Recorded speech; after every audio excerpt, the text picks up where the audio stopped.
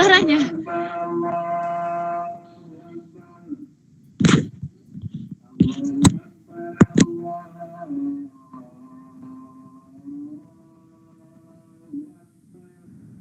Belum ada, Neng.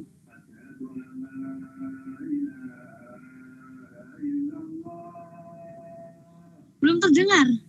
Kenapa ya? Oke.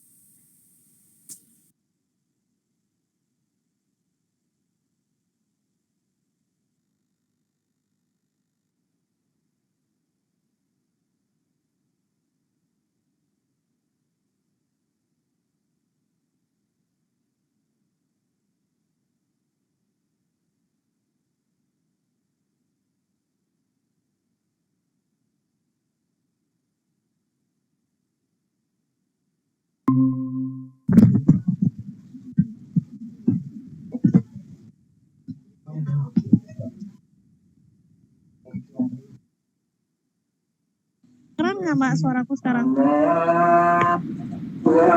Oke. Ini sudah masuk sih kayaknya, Neng Maya.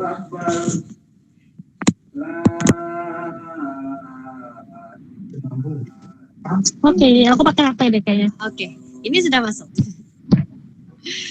Oke, kita mulai ya. Oke, waduh. Oke. Yang ini. Oke. Ya, selamat malam. Yang ini untuk share screen aja. Semuanya. Nah, baik yang sudah join di Google Meet tadi sudah ada dari Neng Mirna ya tadi. Terus buat teman-teman yang sudah join di Instagram Live kita juga kami ucapkan selamat malam, kami ucapkan selamat datang. Selamat berjumpa lagi ya di sesi webinar kita malam hari ini. Jumat 19 Agustus 2022 ya. Oke, yang mana untuk malam ini kita akan sharing-sharing, kita akan ngobrol-ngobrol lagi nih seputar The Real Ekoprint Coding. Yang pasti bakal seru banget, nanti bakal bermanfaat banget ya teman-teman buat kita dengan narasumber ahlinya. Halo Neng Maya, selamat malam. Halo, malam. Oke, apa kabar Neng Maya hari ini? Alhamdulillah baik banget sih, cuman ini kita lagi ada di Pasar Kangen. Ini bisa nggak sih aku ngeliatin ke belakang sebenarnya? Aku ada bingung ya pakai HP. Aku lagi ada di Pasar Kangen ya, jadi. Seru banget nih. Lumayan sih Mbak, lumayan seru banget. Gak nyangka kalau keterima di Pasar Kangen. Wah mantap. Ini boleh dong nanti di sharing-sharing ya. Bisa. Iya. Siapa sih yang belum kenal dengan Neng Maya? Pasti udah banyak yang kenal. Ini adalah seorang CEO dari Tani Migunani, yang mana beliau itu memulai usahanya sejak tahun 2018 ya.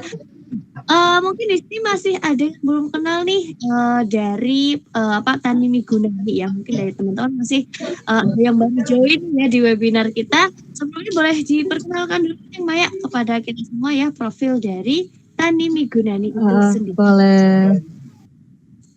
Halo teman-teman semuanya, aku Maya. Pasti pada tahu ya nama aku Maya. Terus aku emang foundernya dari Tani Migunani. Tani Migunani itu apa? Kalau ditanya, Tani Migunani sendiri itu sebenarnya kayak kita menyediakan tanaman, bibit buah, sampai ke ekoprint. Karena sebenarnya berawal dari ekoprint dulu. Terus baru kita ke buah-buahan, karena ternyata setelah kita dalami banyak pewarna alam yang dari buah-buahan juga gitu. Daun-daunnya dari tanaman buah pun juga bisa kita pakai untuk ekoprint. Akhirnya kita mendirikan Tani Migunani itu.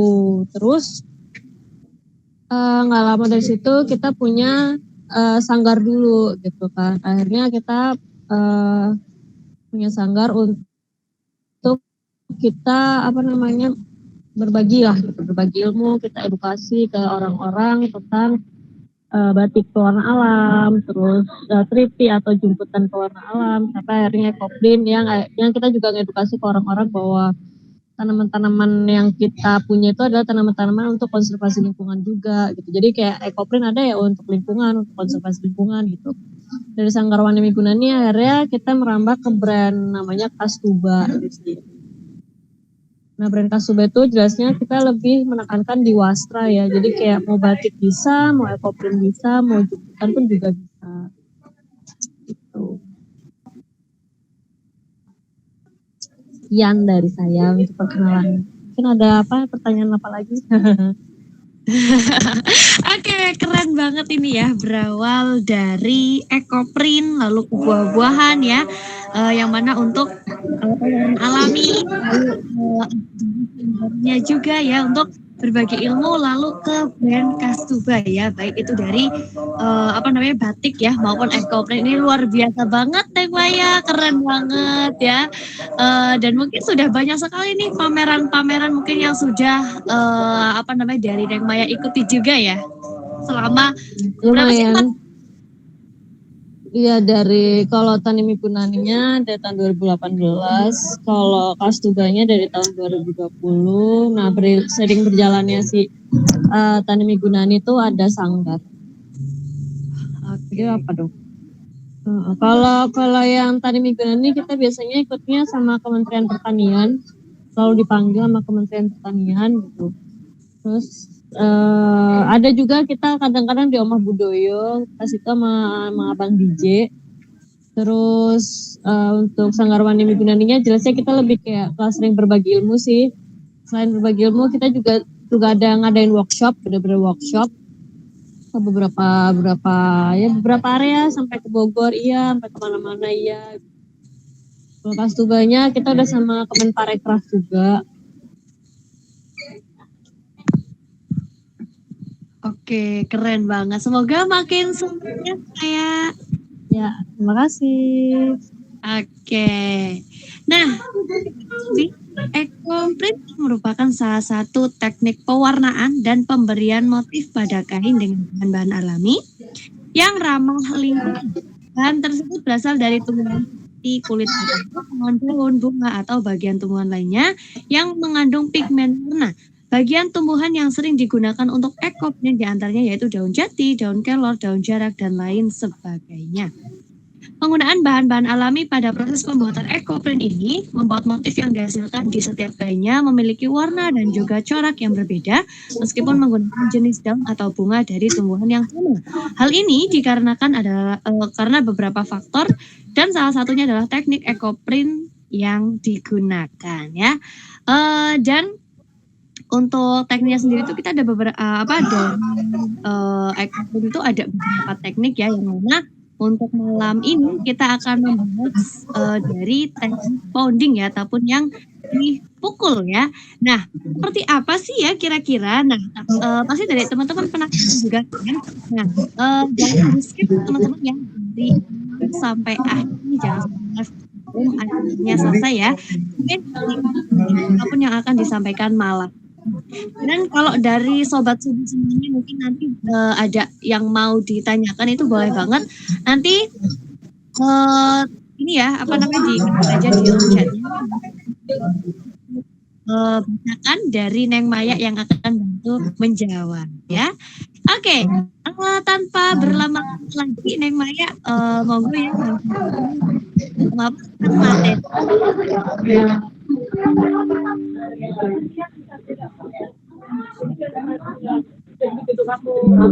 Oke, sebelumnya ini selalu ramai nggak sih di sini kedengarannya? Karena memang lagi pasar ya, makanya agak ramai. Kedengeran tapi kan ya suaraku ya, aman kan ya? Ya kedengeran. Oke, untuk kalau untuk ekoprint sendiri yang aku tahu ada 2 teknik ya. Yang pertama steaming sama pounding. Nah kalau steaming itu dikukus, kalau pounding itu namanya digetok gitu loh. Pounding kan dipukul jadi. Terus untuk daun-daunnya pasti banyak yang tahu ya daun-daunnya, apapun daunnya kalau untuk pounding itu bisa. Kita nggak perlu mikirin dia akan berubah berubah wujud menjadi warna apa, kita nggak perlu mikirin karena kan dia ponding ya sistemnya, dia dipukul jadi aman gitu. Terus kalau untuk daun-daun yang dipukul biasanya kita lebih merekomendasikan daun-daun yang daunnya tipis. Kalau terlalu tebal bukannya nggak bisa tapi capek, mukulnya tuh capek. Jadi daun-daunnya yang tipis. Terus juga kayak daun kelor tadi kan ada Mbak apa sih Bu Subianti ya ngasih tahu ada daun kelor. Nah kalau daun kelor sendiri bukannya nggak bisa, itu bisa. Cuman apapun yang food grade, sifatnya food grade itu lebih gampang luntur daripada yang dia memang bukan food grade. Itu lanjut aja kali ya. Nah ini dia. Kelihatan nggak share-shareannya? Nah ini nih udah muncul. Nah, jadi si teknik ecoprint founding itu kan ada 2 teknik ya, ada di mirror sama 1 lapis. Nah, namanya mirror itu bisa ditekuk, mau tekuk samping, tekuk tengah, tekuk 2, apa dan sebagainya itu udah kayak suka-suka gitu. Atau kalau nggak mau tekuk, tambahin lapis lagi kain di atasnya, kayak gitu kan. Lapis kain cuman kan akhirnya membuat motif atas dan bawah atau samping kanan kiri depan belakang itu menjadi sama gitu kan. Itu teknik mirror. Nah, kalau 1 lapis itu biasanya kayak dia misalkan kayak tuh kain apa namanya, kain sapu tangan. Nah kain sapu tangannya tuh cuma pengen punya motif daun itu aja. Misalkan di kain-kain lain lagi tuh nggak ada motif daun itu, cuma di kain itu aja yang ada motif daun itu. Nah itu biasanya disiasatinya hanya dengan tisu. Jadi sebelum ada plastik ada tisu dulu, baru plastik. Nah kalau yang mirror kan kain yang dilipat dulu, baru di plastik. Jadi kayak kain, daun, dilipat kainnya, terus plastik. Terus kalau yang 1 lapis, kain, daun, tisu, baru plastik. Kalau ditanya, kenapa harus ada tisu? Nah itu nanti bisa dirasakan sendiri perbedaannya ada tisu dan gak ada tisunya gitu kan. Kalau pounding jelas dia tuh jadinya warnanya kan lebih meresap ya. Dia gak belenyek banget gitu loh. Karena dia kan langsung kain dan kain. Tapi kalau misalkan dia plastik, daun dan tisu langsung plastik di atasnya, itu akan ngebuat si daun itu bleber kemana-mana gitu dan jadinya nggak cantik, makanya harus dilapisi tisu. Nah lapisan tisu itu untuk mencegah pembleberan itu terjadi, pembleberan apa sih ya bahasanya aku bingung. Nah untuk mencegah bleber itu terjadi makanya harus dilapisi tisu baru plastik di atasnya. Oke boleh lanjut. Aku udah ingat ternyata ya aku lupa. Maaf ya. Oh ini dia. Nah ini dia yang terjadi di kebanyakan gitu ya. Pounding itu memang terlihat gampang gitu. Tapi diingat bahwa yang namanya pounding itu ada namanya treatment daun. Bahkan daun yang sudah bertanin pun harus tetap di treatment. Kenapa? Karena kan dia di pounding, dipaksa untuk masuk ke dalam kain ya dengan cara dipukul. Kan di pemukulan itu terjadi kan dengan cara memaksakan si daun itu untuk terserap oleh kain gitu kan dengan bentuknya dia. Beda sama namanya steaming. Makanya kenapa kalau steaming itu kita harus tahu daun ini warna jejaknya warna apa, atau misalkan dia tidak berjejak, biasanya kan kita mencari daun-daun yang unik gitu kan. Kayak gitu. Nah kalau misalkan di pounding sendiri, bahkan daun yang punya, kecuali jati ya, jati itu kan memang dia karena jejaknya sangat-sangat kuat ya, dia udah merah gitu kan. Bahkan sampai mau 3 lapis aja kayaknya merahnya sampai nembus-nembus gitu kan ibaratnya. Beda sama yang lainnya. Nah kalau misalkan kayak mungkin lanang atau apa sih yang biasanya ada warnanya. Nah kayak gitu-gitu dia memang tetap harus di treatment walaupun sebentar gitu. Itu karena kan biar si daun motif yang ngejeplak daun itu dia bisa stay di kainnya itu sendiri. Karena kalau enggak, dia tidak luntur gitu kan. Tapi warnanya tuh lama-lama jadi kayak pudar gitu loh. Dari warna hijau misalkan, hijau tiba-tiba nanti jadi warna kuning, tiba-tiba jadi warna coklat, hilang. Nah perlahan hilangnya gitu loh. Tapi beda kalau misalkan si daunnya itu di treatment dulu. Stay-nya si hijau itu tuh terus terjaga gitu. Nah, terus ini dia.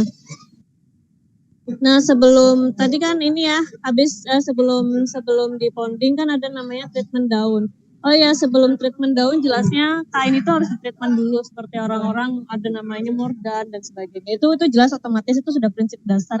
Orang-orang bilang tuh kayak prinsip dasar bahwa treatment kain itu harus terjadi karena kan kita kan alam ya.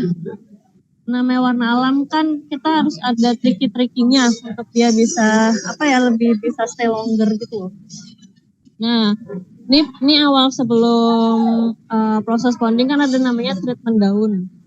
Terus setelah treatment daun kita kan mau menyesuaikan nih motifnya mau dibentuk gimana atau seperti apa di dalam kain kita itu kan nanti mau kain bentuk apapun gitu. Model selendang kayak model kain 2 meter apapun itu. Nah itu kita juga harus ada bayangan.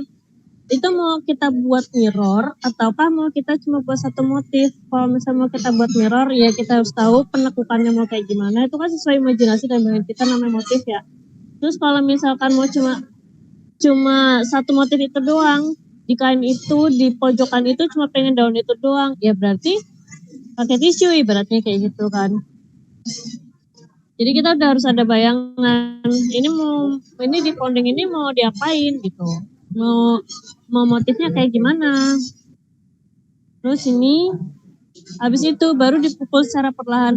Mukulnya nggak usah kenceng-kenceng, nggak usah gimana-gimana, karena kalau semakin kenceng atau semakin emosi yang ada tuh selain daunnya memang akhirnya jadi banyak banget, terus kayak akhirnya susah dikupas, kainnya yang kasihan, bukan orang yang kasihan ya, kainnya yang akhirnya tuh luka, karena kan ada yang namanya proses pemukulan dengan emosi yang sangat-sangatnya kan. Makanya kalau kita buat palunya tuh pasti yang tidak melukai kain gitu. Itu. Terus setelah selesai tuh ya kita ponding secara merata menyeluruh baru deh itu bisa dibuka hasil pondingannya gitu. Kalau untuk lebih jelas videonya ya tentang pondingan itu sebentar. Pondingannya itu yang ini tuh. Untuk tahu suaranya gimana sih pondingan itu yang benar. Ini ada.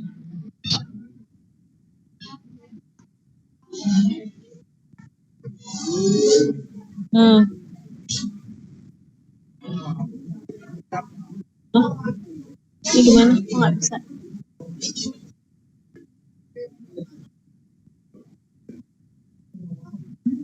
Oh ini dia. Ini cuma 4 detik sih jadinya. Nah, mukulnya tuh pelan aja kayak gini. Aduh gimana sih? Jadi nggak terlalu kencang, pukulnya tuh pelan gitu loh. Nah ini dia. Jadi mukulnya tuh pelan tuh loh kayak gitu. Nggak terlalu kencang, nggak terlalu pelan juga, tapi dia pasti gitu loh. Dan dia harus rata. Jadi ini bukan tentang masalah kalau ngomongin masalah seni ya, tentang kesenian ya. Bahkan ibaratnya ibaratnya seni abstrak pun ada konsepnya gitu. Seni abstrak pun ada ada ceritanya gitu. Jadi namanya seni itu udah bukan tentang yang penting bagus, yang penting apa, tapi itu kayak ya mau konsepnya mau gimana, ini mau seperti apa.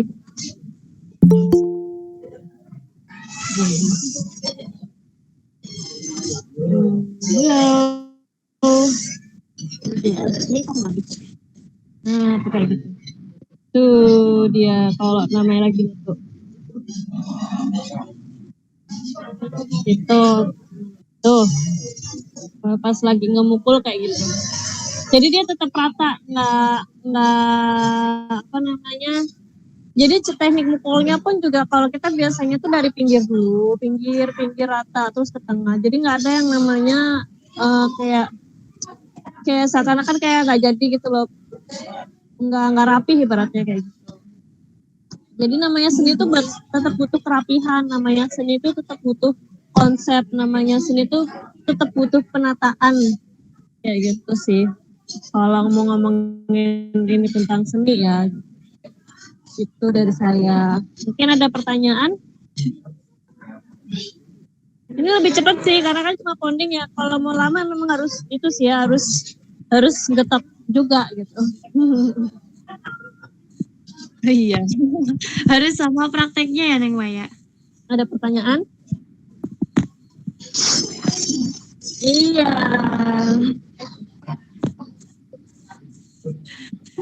Oke. Kita back lagi ke tadi yang treatment daun itu, daunnya juga harus di treatment ya Neng Maya ya. Iya, nggak cuma daun, bahkan kain pun juga harus di treatment. Oke, itu memang wajib Neng Maya. Maksudnya kalau misalnya nggak ada nih, kalau nggak di treatment dulu itu nggak pengaruhnya nggak sih? Kalau nggak ada treatment, ada pernah yang nyoba gitu kan, itu kainnya udah kain polyester, nggak di treatment, terus dia ponding, dah gitu daunnya tuh kayaknya daun food grade kalau nggak salah, hilang. Habis dicuci kedua kalinya langsung hilang, benar-benar hilang, nggak ada bekasnya sama sekali. Dan hilangnya tuh, iya makanya kalau ponding itu dia memang hijau tuh awal-awal ponding gitu. Habis di ponding kan memang kita suruh diamin tuh oksidasi selama 7 hari. Habis dioksidasi harus difiksasi kan.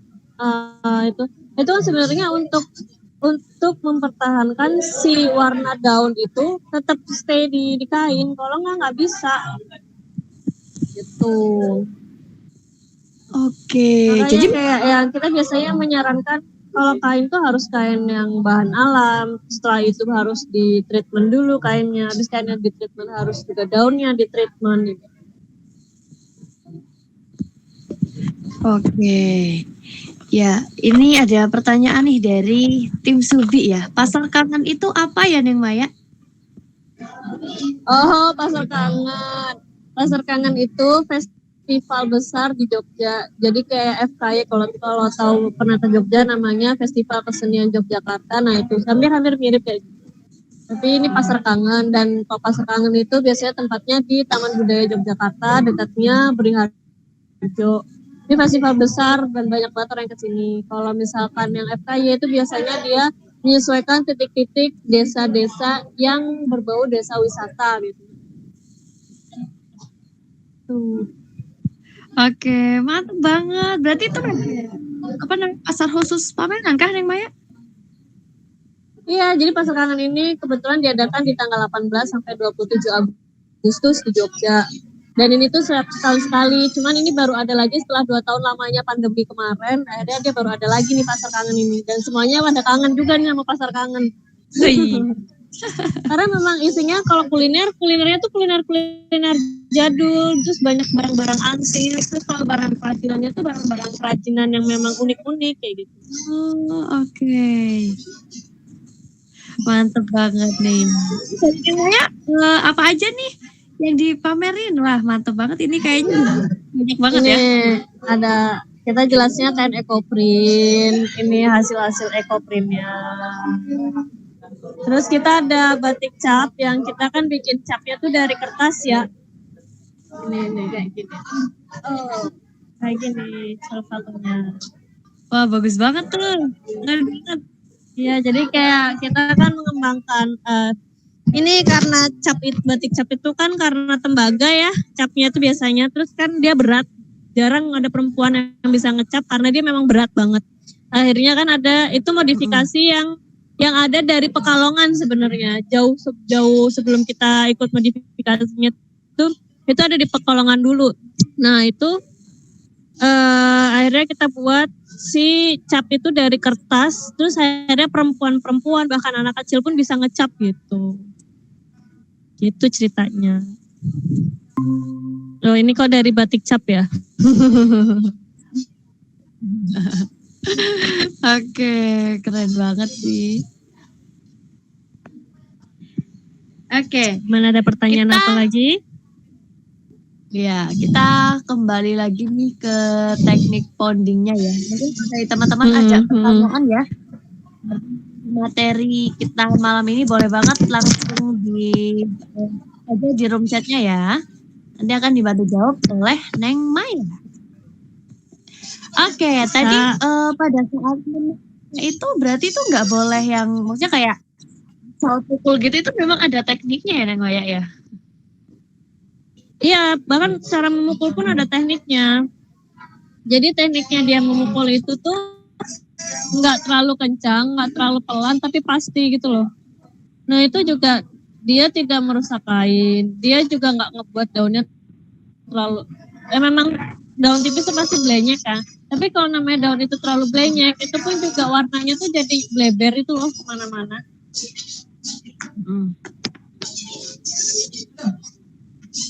Gitu ya. Gimana? Ada apa? Ini sebentar kayak gini nih. Ada lagi.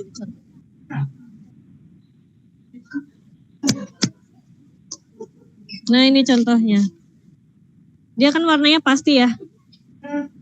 Nggak bleber kemana-mana ya. Terus biar ada garisnya kan. Tuh. Iya, kelihatan. Ada garis jelasnya. Nah iya. Itu kenapa daun harus di treatment? Karena garisnya itu seakan-akan tuh kayak ada liningnya gitu loh. Karena sebenarnya liningnya itu dari daun itu sendiri, nggak ada yang lining. Itu makanya kenapa daunnya harus di treatment. Makanya kenapa daunnya itu harus kainnya harus di treatment juga. Nah kalau dia bleber dia nggak akan ada namanya garis kayak gini. Nggak ada. Nggak ada sih di sini contohnya kalau bleber kayak apa ya. Karena semuanya kita di treatment soalnya, jadi nggak bisa bleber. Gitu. Terus, nah kalau pentreatmentan itu juga bisa jadi kayak lukisan nih kayak gini. Warnanya jadi lebih apa ya, kayak lukisan jadinya. Itu karena adanya treatment daun. Kalau enggak kayak gitu.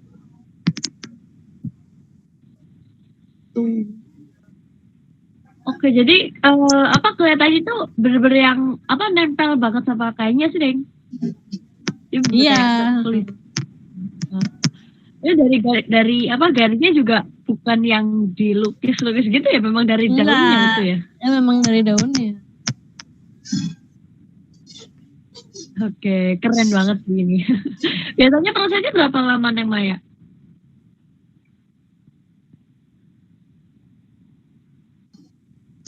Prosesnya lebih cepat sebenarnya, tapi tergantung per kainnya. Kalau kainnya semakin besar, semakin jadi. Terus mereka mintanya selendang, karena kan sebelumnya kita sempat kolaborasi sama Sejauh Mata Memandang. Kalau tahu Sejauh Mata Memandang, kita kolaborasi untuk workshop di galerinya dia, namanya Rumah Kita. Kita pakai tote bag pas itu.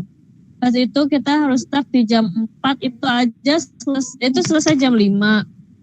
Cuman kan namanya orang kan mikir motifnya lama, jadinya kan selesai jam 6. Nah yang pas di Gaya Cosmo itu, kita dipanggil di Gaya Cosmo itu, startnya itu jam berapa sih? Jam 4 juga, tapi selesainya jam 7 malam. Karena itu di permukaan selendang, jadi lebih lebar, lebih besar, yang membuat mereka tuh harus berpikir lebih keras gitu kan. Ini mau gimana gitu, ini mau kemana, ini mau seperti apa gitu. Oke, jadi kalau dari motifnya itu ada dari bisa request juga kayak gitu, Neng? Motifnya request gimana nih, Mbak, maksudnya? Misalnya kalau misalnya ada yang mau bikin ya, Neng. Terus nanti dari Neng Mayanya juga maksudnya kayak bisa menerima request atau memang sudah paten seperti itu dari motifnya? Kalau dari motifnya jelasnya dari tergantung daunnya ya. Kalau request paling misalkan orang yang tahu daun gitu, dia pengennya, Pak aku maunya daun daun jarak gulung aja full gitu, atau misalkan Pak aku maunya daun itu aja, daun morengo aja full gitu, itu ya bisa. Tapi kalau misalkan dia requestnya yang di luar itu kayaknya belum bisa sih. Oke. Jadi motifnya itu tergantung dari daunnya juga ya, Neng ya? Ya, motif itu pasti tergantung dari daun. Jadi kayak kalau misalkan mereka orang-orang yang tahu daun seperti apa, ya biasanya request. Tapi kalau enggak ya enggak. Kayak kapan itu kita pernah harus ngerjain 500 pouch untuk wedding. Itu juga ya udah mereka cuma ngasih aja ke kita gitu. Mbak aku mau ini ya di pounding aja gitu. Udah mereka nggak bilang ini request itu, udah enggak. Udah maunya di ponding aja terserah kita ngikut. Oke. Beda sama batik ya. Kalau batik kan biasanya ada yang aku ngebatik tapi mau ada namaku di situ. Nah kalau batik biasanya kayak gitu.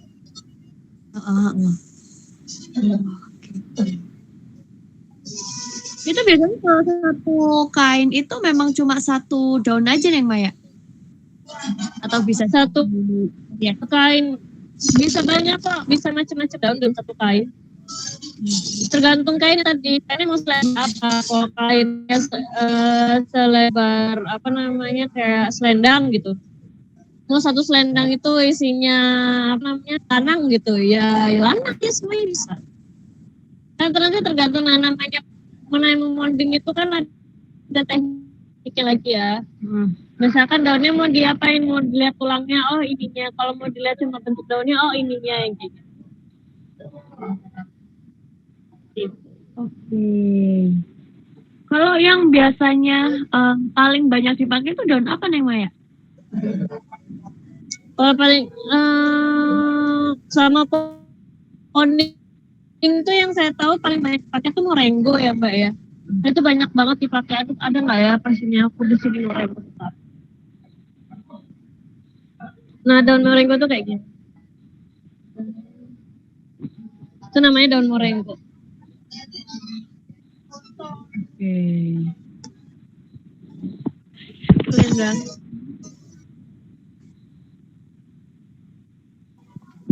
Oke, tadi kan dari yang Mbak itu kan dari apa namanya teknik ekoprint sendiri itu kan ada 2 macam ya. Kalau dari yang Mbak yang paling mudah itu dari ponding kan ataupun yang satunya lagi itu lebih mudah lagi, lebih apa namanya lebih singkat lagi?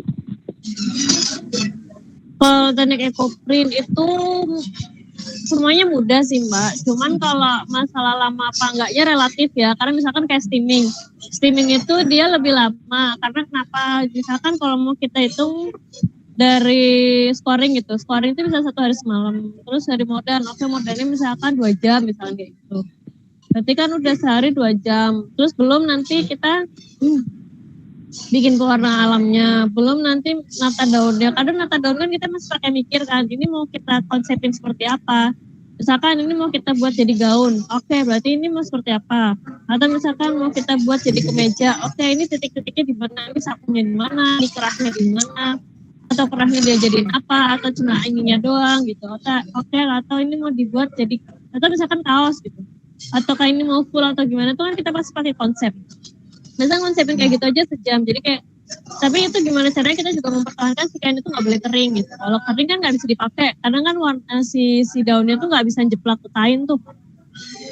Terus habis itu digulung, terus kan kita dikukus tuh selama 2 jam. Nah, kelebihannya si steaming itu tuh dalam sekali, itu misalkan 1 harian produksi itu ya dari pagi sampai malam gitu. Ke tengah malam itu kita bisa menghasilkan sekitar 20 kain gitu dalam 1 hari misalkan. Nah beda kalau ponding. Ponding tuh oke, kita hitungkan dari scoring tuh sama-sama 1 hari 1 malam. Modernnya sama-sama 2 jam. Tapi itu dalam 1 hari itu kita tuh nggak bisa dapat 20 kain kalau ponding. Apalagi di kain 2 meter. Kecuali kalau cuma yang kayak pouch, kain-kain kecil itu dapat 20 bisa gitu. Tapi kalau misalkan itu di kain 2 meter, namanya dapat 20 tuh nggak bisa. Karena pekerjaannya dalam 1 kain itu bisa cuma 1 hari. 1 hari 1 kain kalau ekoprint ponding. Itu lebih mudah memang terlihatnya, tapi itu cuma sehari cuma 1 kain, jadi kayak batik tulis gitu loh. Gitu. Oke. Terus kalau dari Neng untuk apa ya kayak mungkin kesulitannya itu di konsepnya atau mungkin ada yang lain nggak sih Neng? Atau mungkin enak-enak aja cara bikin? Kalau kesulitan jelas di konsep Mbak, karena kan kita harus tahu nih ya konsep ini mau dipakai apa, apakah dia mau dipakai kerudung, kalau dipakai kerudung harus seperti apa, apakah dia mau dipakai jadi masker, kalau jadi masker harus gimana, apakah dia jadi bucket hat, yang gitu kita harus bayangin. Kita harus tahu, apalagi makanya kenapa kalau kain itu pasti kan nyambungnya sama jahit. Nah itu jadi kita harus tahu, harus bayangin, harus bisa.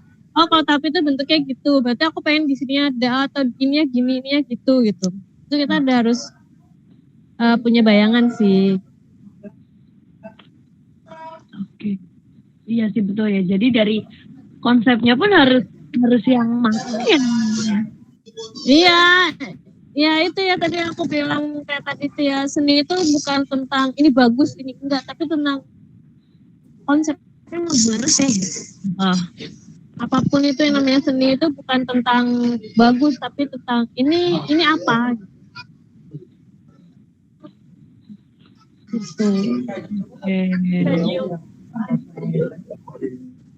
Oke.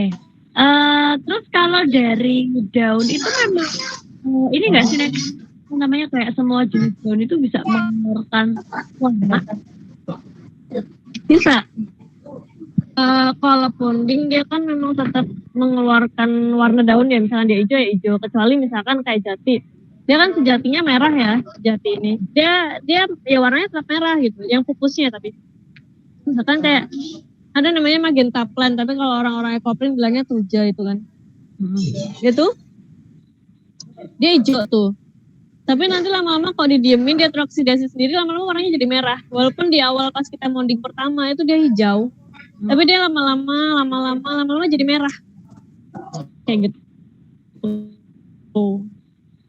Oke. Kalau kayak apa namanya indigo, daun indigo. Daun indigo tuh dia hijau tadinya. Dia di pas di awalnya lama-lama dia agak teroksidasi tuh. Lama-lama jadi hijaunya agak kebiru-biruan. Oke. Itu ceritanya. Itu harus dicampuri sama bahan-bahan yang lain nggak sih Neng? Supaya bisa berubah warna kayak gitu. Yang bisa berubah warna itu biasanya udah sifatnya si daun. Oh, oke. Kalau misalkan dicampurin bahan lainnya juga bisa, tapi biasanya berubah warna sendiri tanpa harus ada ada pencampuran, itu memang sudah jenisnya si daun.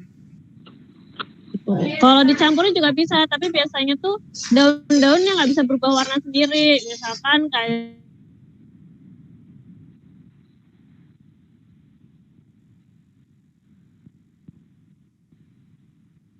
mana lagi, jadi habis dia apa namanya, habis diponding ya di treatment lagi gitu.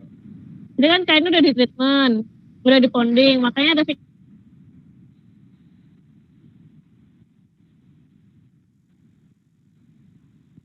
membuat daun itu warnanya stay tetap kayak gitu. Oke. Jadi yang apa tujuan dari treatment itu sendiri pun dari pewarnaan, lebih ke pewarnaan ya Neng Maya ya. Jadi warnanya itu bisa lebih awet seperti itu ya.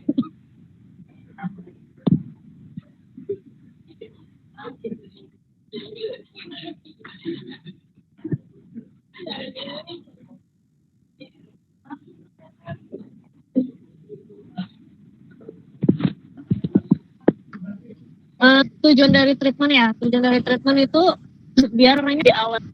Tapi apa ya, dia juga selain warnanya lebih awet, dia itu juga ya itu bisa berubah warna juga. Jadi tergantung kita maunya apa. Kalau warnanya tetap kayak gitu-gitu aja ya berarti kita apain gitu.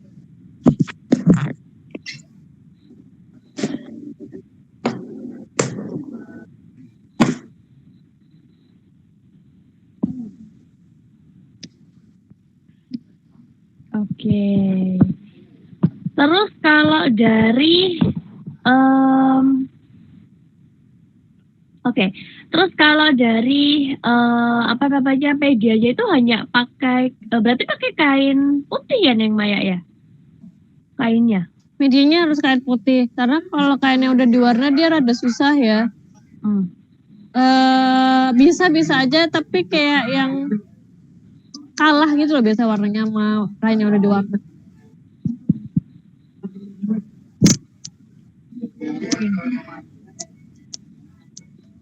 Selain dari kain putih ada yang lain nggak sih Neng Maya?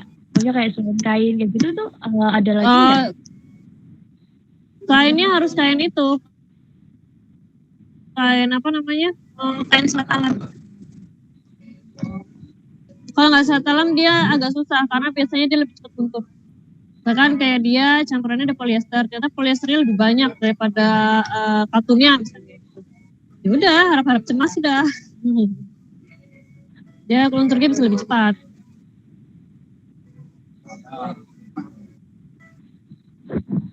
Oke. Terus tadi kalau dari medianya itu apa aja sih, Maya? Media untuk pembuatannya itu? Tadi kan pasti ada kain ya, ada daun-daun. Kain, plastik sama tisu, sama palu jelasnya. Nah kalau palunya kita itu, jadi kita tuh udah ngedesain palu itu udah dari lama banget ya. Jadi dari sebelum boomingnya eco-friendly founding gitu loh. Kita udah desain sedemikian rupa gimana caranya nyaman dipakai semua orang dengan kecenderungan apapun kayak gitu. Terus palunya jangan yang terlalu berat-berat, terus nggak usah terlalu ringan-ringan banget.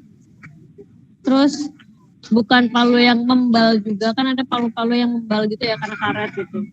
Nah itu yang pas itu tuh yang bisa meratakan daun dan tidak merusak kain. Oke.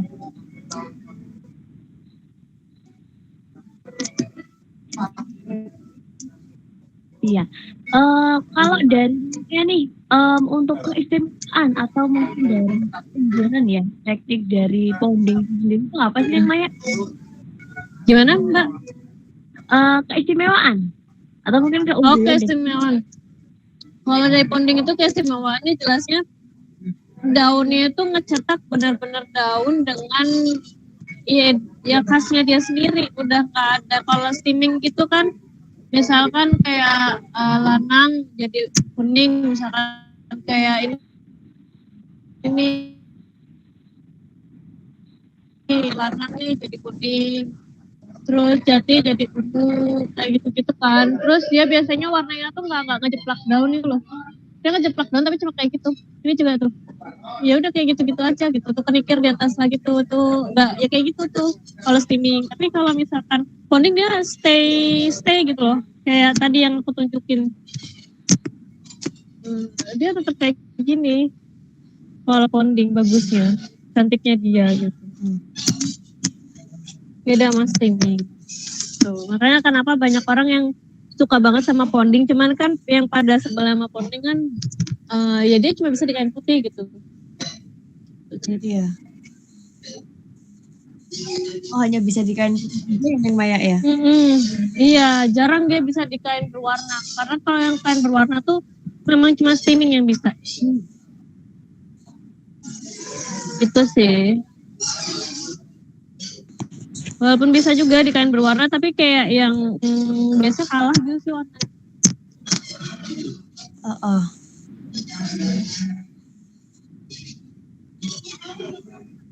Oh iya, jadi kalah ya kalau misalnya di kainnya itu awalnya itu udah berwarna, terus dari warna dari daunnya itu jadi kalah gitu ya?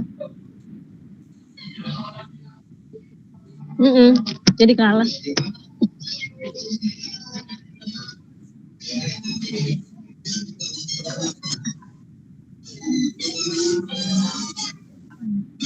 Ada pertanyaan lagi?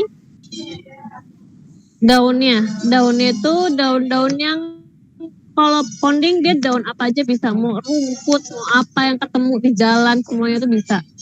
Selama itu ponding ya, kecuali daun food grade misalkan kayak kelor, telang gitu-gitu tuh bisa. Tapi dia ya itu tinggal hitungan waktu kapan dia lunturnya gitu. Dan dia harus yang daunnya tipis kalau ponding, bukannya nggak bisa yang tebel-tebel, cuman kayak ya lama-lama capek aja gitu. Oh iya betul. Ya bisa kalau mau menaklukkan yang tebel-tebel ya nggak apa-apa, taklukin aja gitu. Cuman dia capek aja sih kalau saya. Langsung pegel itu loh, kayak nge-gym. Betul ya. Apalagi kan harus pelan ya Neng Maya ya. Kenapa? Harus pelan juga kan untuk pukulnya itu. Iya, karena kalau nggak pelan nanti merusak kain itu loh Mbak, kainnya jadi bolong. Cara mukulnya pelan, ada tekniknya. Terus kayak ada hitungan, apa sih namanya, hitungan nadanya gitu. misalnya sekali pukul terus nanti dihitung berapa detik dulu terus dipukul lagi kayak gitu ya. Ibaratnya gitu, tapi sebenarnya nggak gitu juga. Jadi kayak apa ya, kayak lagi mukul apa gitu loh, jadi suaranya tuh dapat, apalagi kalau pas lagi pukul itu bareng banyak orang gitu tuh yang kayak kita lagi mendengarkan musik apa nih kayak gitu. Oke, tapi seru juga ya kalau misalnya lagu pembuatan itu kayaknya seru sih. Jadi kayak ada musiknya gitu banget. ya. Seru banget. Kalau pas lagi bareng-bareng bisa tok kayak gitu. Seru kok. Boleh tuh dilihat di Instagramnya Sanggarawani Migunani, tapi pas kita bareng sama Sejauh Mata Memandang tuh ada bunyinya yang tok itu kayak seru banget beneran deh. Di reelsnya tuh.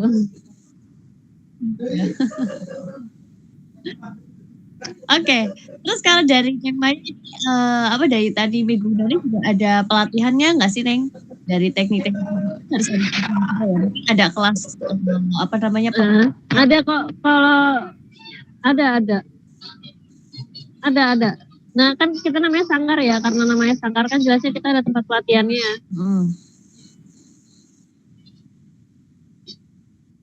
Nah itu mau pelatihan apa kayak gitu, mau batik bisa, mau jahit bisa, mau pounding bisa, mau spinning bisa, mau Prada pun bisa, mau apa aja, batik cap kertas bisa, tulis bisa, terus mau tahu tentang macam-macam warna alam bisa, terus mau tanaman bisa gitu. Keren, ini serba bisa banget ya desainnya nih. Terus kalau dari online-nya itu sudah ada apa belum Neng? Iya. Apa workshop online ya? Iya. Kalau workshop online itu kita baru workshop. Kapan itu kita pernah nyoba workshop online? Cuman pas itu ternyata workshop online-nya kita tuh sampai Australia. Terus ini mau ada workshop online yang sama Belgia juga. Ini bentar lagi, hari Senin besok apa ya? Mereka dari Belgia tuh minta workshop online kayak gitu.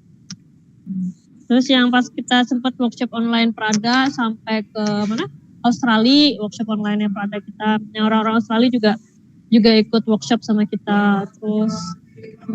Terus ini juga kita bentar lagi mau workshop online sama Papua. Jadi karena kita takut ke Papua akhirnya kita takut naik pesawatnya gitu, kita takut ketinggian. Akhirnya kita workshop online bentar lagi juga sama orang Papua. Sama yang di Papua itu September apa ya kalau nggak salah. Kalau yang Belgia besok Senin, yang Papua tuh besok Senin. Senin tuh Belgia, kalau yang Papua itu September. Oh oke. Yang Papua September. Terus apa lagi? Cuman kita nggak terlalu merekomendasikan ya workshop online. Karena kan biasanya kita merekomendasikan workshop online tuh kalau jauh-jauh yang kayak kita nggak bisa kesana ya, mau nggak mau kan kita harus workshopin online kayak gitu. Soalnya kan kalau workshop online kita nggak bisa nyentuh itunya, kainnya, kita nggak bisa lihat langsung caranya dia ngetok kayak gimana, caranya dia, tekniknya dia seperti apa, kesalahannya dia bagaimana, kan kita nggak bisa lihat ya. Jadi kita tidak terlalu merekomendasikan gitu. Cuman kita beruntungnya sih semenjak pandemi udah buka ini, kita udah workshop kemana-mana. Udah kemana-mana juga kita workshopnya, jadi lebih enak gitu daripada kita mengusungkan online. Kapan itu yang pas Prada online tuh kita mah bingung gitu loh. Mbak ini kok keenceran kenapa ya? Kenapa ya? Jadi bingung. Tapi kita nggak lihat ya gimana dia yang nuanginnya ya gitu. Ya, kayak gitu-gitu. Makanya agak kurang kita rekomendasikan. Tapi ya udah kita tetap hybrid itu tetap adalah sesuai dengan apa ya, situasi dan kondisinya yang ada. Oke, iya betul. Kalau online itu kan kita juga nggak bisa tahu, mungkin kayak dari apa namanya yang harusnya sekian mili tapi ternyata lebih kayak gitu ya. Iya kayak gitu-gitu kan agak-agak itu ya nggak bisa dikontrol ya, itu di luar apa ya, di luar jangkauan. Terus kalau lagi apa namanya pounding itu kan juga mungkin apa dari koneksi kan juga nggak selalu bagus ya Neng Maya ya, mungkin lagi delay kelihatannya udah sesuai tapi ternyata belum sesuai. Iya pernah pas Prada itu. Wah itu kita kayak jaringan kita sesuai, jaringan merekanya nggak sesuai. Biasanya kayak gitu. Terus atau kalau nggak tiba-tiba tuh kalau workshop itu kadang-kadang tuh mereka nggak mau workshop bareng-bareng. Kadang tiba-tiba, "Mbak, aku maunya private aja gitu." Yang kayak kita udah nyiapin waktu ya gitu. Cuman ya tetap kita nyiapin waktu untuk dia yang misalkan nih udah bareng-bareng ya, jadwalnya udah ini hari ini gitu, tanggal sekian. Terus si orang satu ini karena online ya udah biasanya kan namanya orang-orang kalau online kayak yang dia sambil ngapain gitu, kondangan apa ngapain biasanya kayak gitu kan. Nah itu nanti dia minta sesi private-nya karena kan dia udah bayar kit dan sebagainya kan sekolah kita. Oke kita adain workshop private khusus untuk dia. Nah pas private-nya itu nanti dia nggak bisa lagi. Akhirnya mau ngomong kita bikin video khusus untuk dia. Ya kalau udah video makin kita nggak bisa menjangkau lagi kan. Orang online aja udah nggak bisa jangkau apalagi video gitu kan. Betul. Jadi sebenarnya itu memang nggak yang kelas apa namanya kayak yang harus ada apa tekniknya mungkin ya itu memang tidak dilakukan secara online ya Ning ya. Harus offline ya. Biasanya kita minta dia yang datang atau kalau enggak dia yang undang kita ke sana. Seringnya gitu. Nah, kita akan merekomendasikan kalau itu jauh banget yang kita nggak bisa gapai atau kalau misalkan nggak gitu untuk transportnya itu terlalu mahal. Iya. Yang kalau kita ke Australia itu jelas pasti ada visanya, jelas pasti ada urus paspornya, jelas pasti ada apanya, berarti kan kayak gitu. Sama lah kayak kita ke Belgia, nggak mungkin kita bawa otong-otong panci gitu kan. Kalau kita bawa palu sekarung gitu kan, nanti di bandar ditanya ini palu untuk apa gitu kan. Kita nggak bisa bawa bahan-bahan lainnya kayak gitu, kayak enaknya tuh gitu. Iya betul. Tapi kalau yang misalnya kalau yang jauh-jauh tadi kayak yang dari luar negeri itu ada juga Neng Maya yang datang sampai ke Sanggar juga itu ada.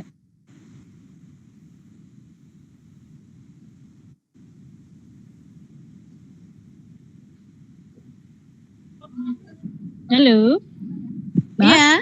Iya. Gimana Mbak? Iya. Kalau misalnya tadi dari luar negeri kayak gitu, yang jauh-jauh itu pernah ada yang ke Sanggarnya Neng Maya? Ke mana? Ke Sanggar Neng. Biasanya mereka tuh datang ke kita kan Mbak kita mau workshop ya misalkan kayak gitu kan bilangnya ke kita gitu. Cuman nanti biasanya mereka kita mau ikut workshop tapi kita nggak ada waktu kita beli starter kitnya plus jadi biasanya kayak dia nanya harga workshopnya berapa. Terus itu udah include apa aja kayak gitu kan. Terus kalau workshop online apakah bisa gitu. Ya udah nanti biasanya mereka beli paketan workshop kan udah ada starter kit dan sebagainya. Mereka bawa ke negaranya mereka. Terus ya udah tinggal kita menjadwalkan kapan mau sesinya. Ada juga yang kayak di Australia itu dia itu cuma punya apanya ya maksudnya karena ada beberapa bahan yang kita nggak bisa kirim ke Australia. Jadi dia kayak cuma beli workshopnya doang, kita cuma kirim apanya gitu. Terus ya udah kita cuma mengarahkan dia untuk kalau mau ini harus punya ininya dulu. Tapi masalahnya bahan-bahan itu tidak bisa kita kirim ke sana gitu. Jadi itu ada pernah kita kayak gitu. Jadi kita kasih tahu alternatifnya untuk itu belinya di sini, untuk itu belinya di sini.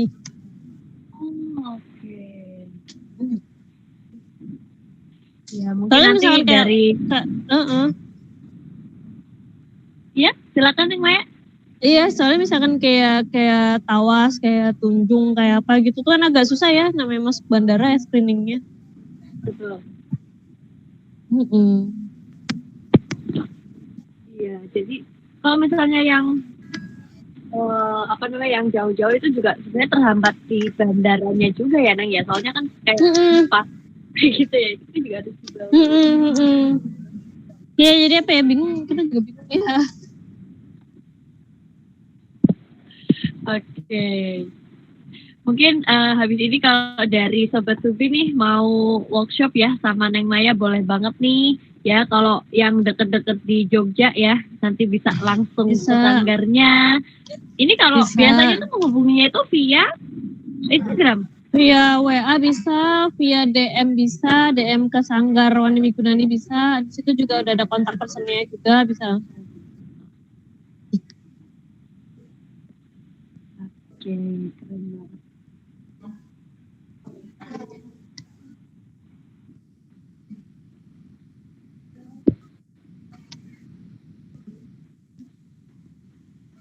Ada pertanyaan lagi?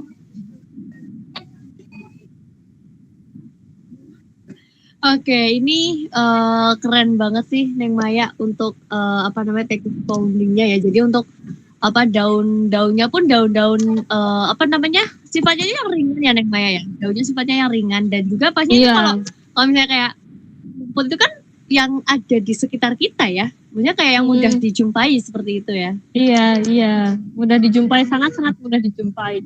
Di depan rumah ada, biasanya kan rumput-rumputan ya.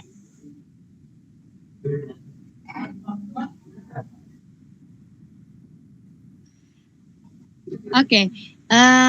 Terus kalau dari ekoprint itu berbeda nggak sih Neng sama batik atau bisa dikatakan ekoprint itu adalah batik? Beda, jauh beda ya Mbak ya. Kan ekoprint dia nggak pakai malam ya. Kalau misalkan menurut standar nasionalnya kan batik itu pakai malam waxnya itu. Nah kalau ekoprint kan nggak pakai wax sama sekali. Jadi dia sangat jauh berbeda dari batik. Tapi dia termasuk golongan wastra. Jadi wastra kan macam-macam. Ada yang namanya tenun, ada yang namanya juputan, teritik, ada yang namanya batik itu sendiri. Terus apalagi macam-macam kan, ada shibori apa-apa tergantung per negaranya itu bentukannya apa dan bahasanya apa, penyebutannya apa kan. Itu namanya kan tergolong dalam namanya wastra gitu. Wastra atau tekstil. Cuman biasanya kan wastra orang-orang ngomong. Karena kan dia tekstil yang mempunyai ciri khas, namanya wastra ya. Iya, soalnya kan kalau dari orang awam ya Neng ya, kan mungkin dilihatnya itu kan cuma dari dari gambarnya nih. Oh ini gambarnya itu kayaknya itu gambar batik nih, ini berarti ini batik nih. Padahal itu sebenarnya ekoprint gitu ya. Iya, karena mereka nggak ngerti ya. Kadang bisa bilangnya tuh ini batik ekoprint, batik awalnya kita bingung batik gimana ya orang ekoprint. Ya karena apa yang mereka lihat namanya batik ya, mereka lihat kain dan alam atau bentukannya beda, bentukannya unik tuh ya batik gitu loh biasanya.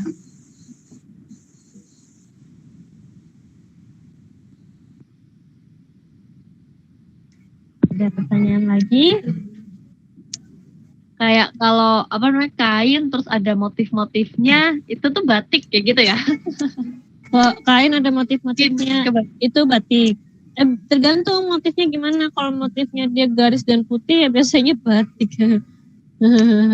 Nggak mesti sih, pokoknya motifnya ada garis-garisnya aja. Itu biasanya batik.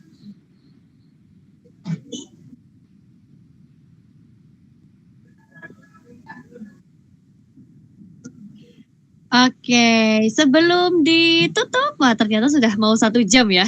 Iya. Gak terasa banget nih ya. Sebelum ditutup, ada kesan pesan Neng Maya yang mau disampaikan kepada sobat Subi yang sudah join? Apa ya kesan-pesannya ya? Terus berkarya kali ya. Terus mencoba hal-hal baru kali ya. Terus berkarya, terus coba hal-hal baru, jangan takut untuk mencoba ya. Iya betul. Jangan takut salah. Oke, siap mencoba nih dari Neng Fei ya, siap mencoba. Wah, mantap. Oke, dan ternyata nggak terasa ya sudah 1 jam Sobat Subi semuanya, kita udah ngobrol-ngobrol sharing-sharing ya tentang teknik ekoprint dari Pounding ya. Ini luar biasa banget, ini keren banget ya, bisa menambah wawasan kita, apalagi kalau dari teman-teman yang dari awal sampai akhir skip, ini luar biasa banget bisa menjadi suatu wawasan, bisa menjadi ilmu. Pesan yang Neng Maya itu jangan takut mencoba, jangan pernah takut gagal ya, ini harus mencoba. Dan tadi buat teman-teman yang mau ikutan workshop ya ataupun pelatihan nih dari teknik-teknik bonding ataupun yang ada dari menjahit, membatik ya dan juga teknik yang lainnya nih yang berhubungan dengan kain, teman-teman boleh banget nanti langsung aja ke Instagramnya boleh DM. Terus di situ juga sudah ada kontak personnya ya Neng Maya ya. Ada. Oke. Di Instagramnya ya Sanggar Wani Migunani. Tani Migunani. Wani.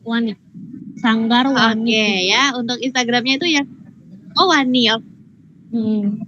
Sanggar Wani Migunani. Teman-teman ya boleh banget nih dicoba ya yang mau belajar untuk teknik-teknik kain ya, teman-teman boleh banget coba, apalagi buat teman-teman yang deket-deket Jogja ya, ataupun yang domisilinya itu dari Jogja nih, ini wajib banget sih dicoba ya, langsung datang ya. Oke, makasih banyak Neng Maya untuk ilmunya malam hari ini, luar biasa banget, keren banget ya. Di sela-sela kesibukannya, ini Neng Maya masih menyempatkan waktunya ya untuk berbagi ilmunya kepada kita semua. Terima kasih banyak Neng Maya. Oke ya, dan buat Sobat Subi semuanya yang lagi cari pecah belah yang masih keras dan nggak diragukan kualitasnya, teman-teman langsung saja kunjungi ya di Shopee, Lazada, jadi KPU Shopify ya. Dan Sobat Subi yang mau mengunjungi website kami juga boleh banget, tinggal ketik aja www.sabiantik.shop.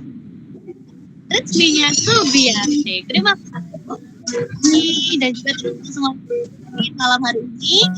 Besok masih ada satu sesi lagi. Kalau misalnya ada pertanyaan tapi belum disampaikan, kita masih ada terus dengan Neng Maya malam hari ini. Kita pamit ya. Terima kasih.